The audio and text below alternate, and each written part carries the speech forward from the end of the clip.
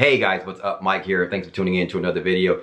In this video, I want to talk about tapping into what I call the subconscious to make yourself a better UI, UX designer. Now, what I call tapping into the subconscious could be explained in a different way, but I call it tapping into the subconscious. Let me explain. By doing this, will make you explain things better. It would make you review and figure things out better. It will make you create really useful, impactful interactions.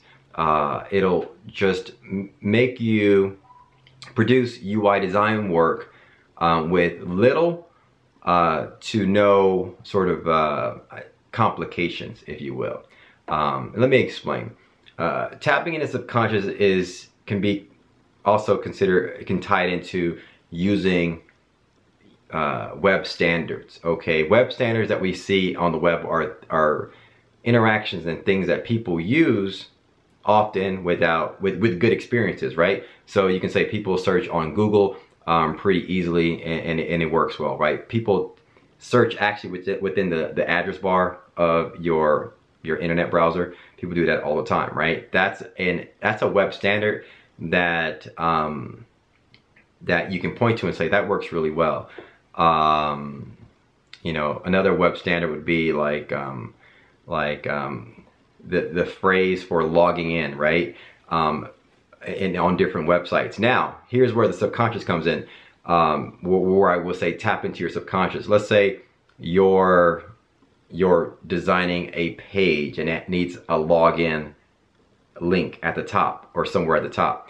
Now, at this point, you probably don't know what the exact phrase is that's being used on Twitter, Facebook, Chase Bank, if you use Chase Bank, B of A, however, but you know that you've logged into those sites without any complications, right? And that's what I mean. So when you're designing interfaces and you're designing widgets, you want to tap in. So for example, for that example, if I'm building a site and it's in need of a login, right? A place to log in. What you do is you want to use web standards. And the best way to grow yourself as a UI, UX designer or product designer is to copy. Okay, so copying, tying into using web standards and using the subconscious, like things that you've done subconsciously without any effort, without realizing that you're doing it, that's what you want to tap into. Okay, so if you do this, you will be able to design interfaces with minimal errors as you go through like user testing. Okay, so the logging example, I want this page to, or I want to create a login page, right? And so what I would do is tap into my subconscious and say, yeah, I logged into these sites all the time without me even thinking these were a problem. So I would go to those sites, Twitter, I would go to my bank, Chase, I would go to, you know, or Facebook, I would go to, you know, all these things, right? And then you realize that there's multiple ways of designing because each one of those sites have different login treatments, right? Twitter might have a different login treatment, Netflix might have a different login treatment, Facebook might have a different login treatment. So now you're learning that, hey, there's not like one way to design this, right? And then you realize this stuff. When you're in a meeting, a lot of times people will try to nitpick on things, and you can really use this to call out things, right? I get this a lot, and I'm sure you get this a lot too. If you're reviewing a site and you know, you hear the phrase, there's two phrases that we hear often, you know, too many clicks, right? A stakeholder or somebody might say, isn't that too many clicks to get to that, to do this? Or we want to minimize clicks on our website.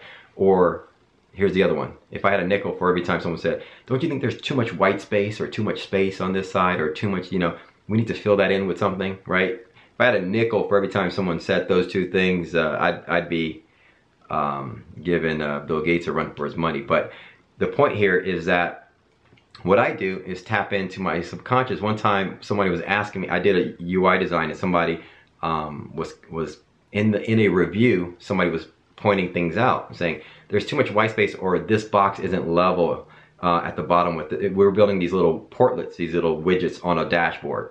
and the box weren't lining up to be even, right? Because they were looking at a mock-up, and so everyone was calling that out. I'm saying, time out.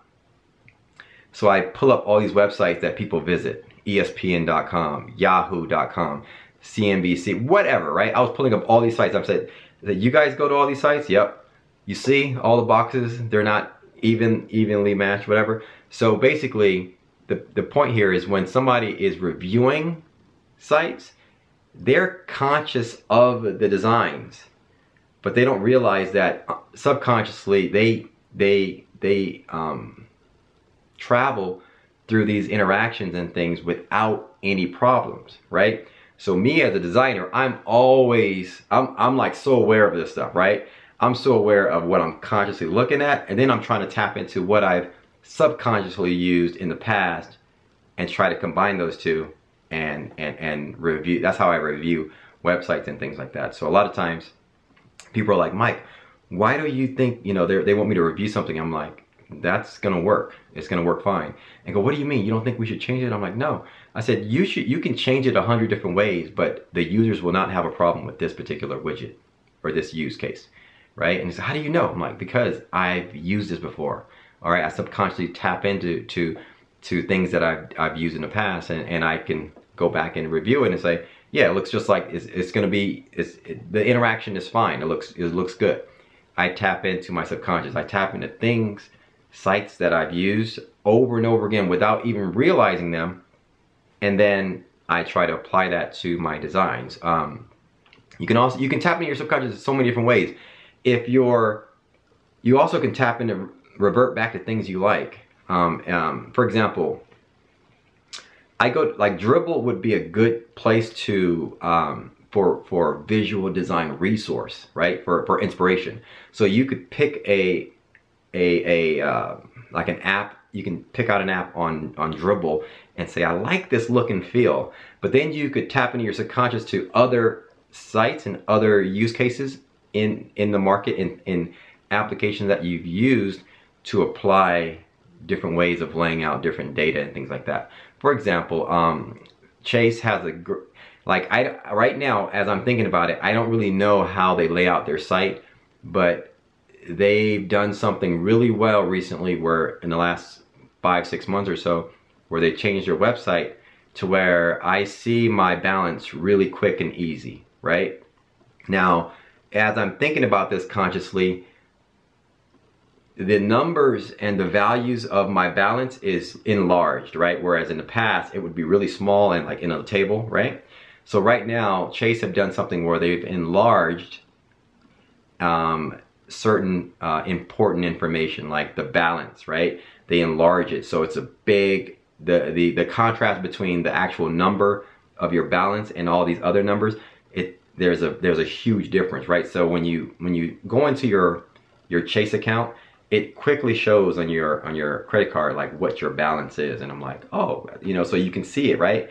And it's really cool. So what I like to do is when I'm laying out data or something like that, and I know that I call out, or I'm trying to design for important information, I might tap into my subconscious and I look back at sites that have done this well, like Chase, for example, and I would go to that site and then I would mimic not the exact thing, but mimic how they're laying out the contrast between their elements. So a lot of times, you know, if you do this a lot, you know, start applying this to the things you do. And I talked about this in what I call the concept of the best guess.